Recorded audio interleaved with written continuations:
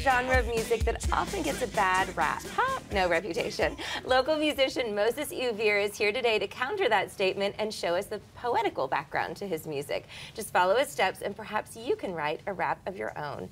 Welcome, Moses. Hey, what's going on? What's going on? We're so happy that you're here. I'm very happy to be here. I'm so excited. Like, I've always wanted to be a part of this segment. I've always wanted to be on the show. I've seen this show all the time in my crib. I love this show. I'm excited. In your crib? I love it. People watch from their crib.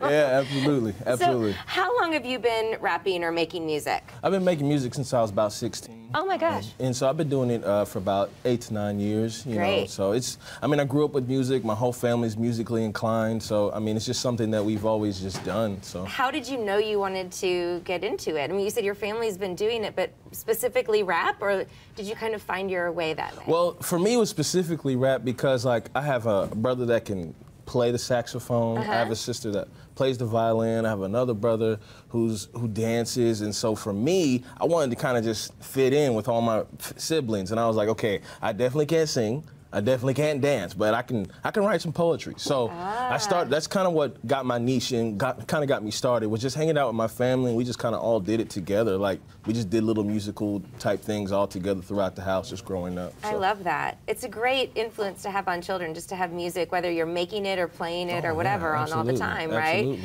Okay, so you said you knew that you could write poetry.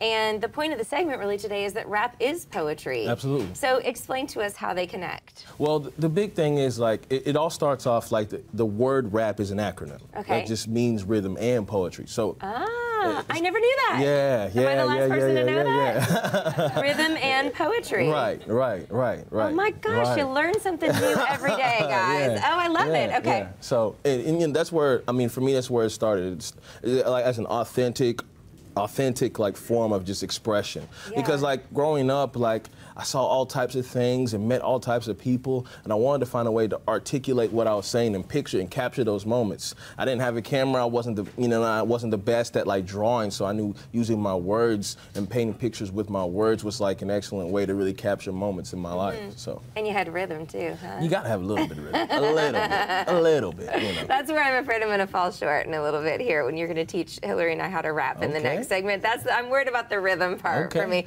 Why do you think that rap has such a bad reputation? I think because it started off because these people and these artists would paint pictures of where they come from. You know, they came from very extreme backgrounds, very extreme circumstances. Sometimes very dark. Exactly. And so initially that's what it was people were being honest about where they're coming from.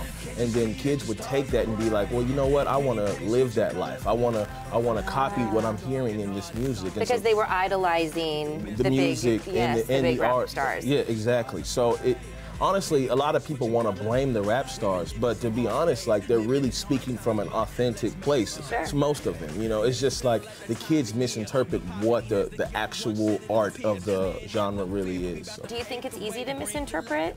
Yeah, I mean, if you're just watching on TV, you think like, okay, yeah, that's the way to be. You know, I gotta be that. I gotta be gangster and all this. You would think like that's what you need to be, but honestly, like these people may actually live that lifestyle, but that may not be you. Like, you just need to concentrate on being yourself and articulating your story. So, I mean, that's the big thing, I believe. No, I think that you're really onto something there. So. It's really interesting. So how have you tried to make a more positive impact with your rap?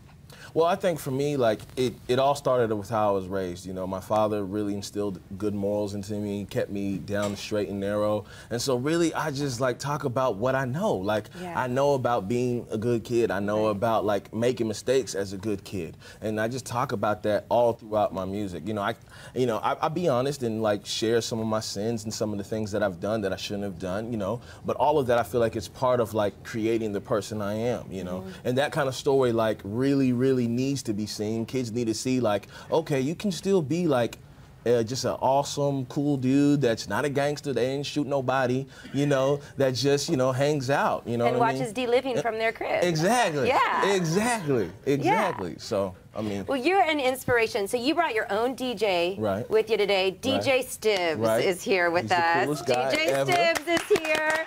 And you guys are going to hang around and you're going to attempt to teach Hillary and I to rap. I'm excited. He's going to attempt to teach it. We'll be back with more with Moses in a few minutes. Thanks so much. No problem, no problem, no problem. It was great. You were wonderful. Okay, cool.